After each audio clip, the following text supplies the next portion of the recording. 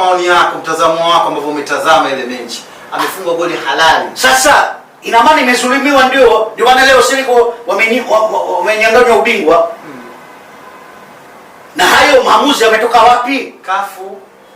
Yaani sijanielewa. Je, mwamuzi wa mchezo ametoa hayo maamuzi au hayo maamuzi yametoka kwenye meza ya Kafu? Yametoka kwenye meza ya Kafu. Sasa ndio hicho tunachopigiaga kilele kila siku sisi.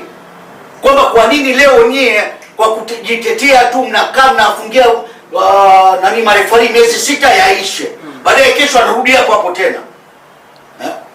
Huu ni uzembe wa bodi ya ligi. Tena hiyo salami wafikie kwamba ni wazembe, hawafai. Leo unajua Njiwa, sisi kunyimwa pointi 3 ni muhimu sana katika mbio ya kuwania ubingwa. Tumezulumiwa.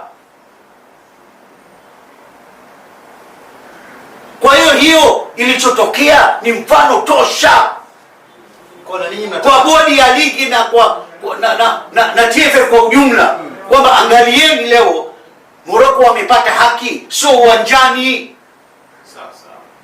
Kwa sababu fikiria leo hayo maamuzi yametoka baadaye miezi 3.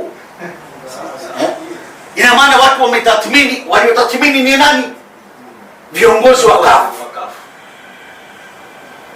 Wanahusika katika maamuzi.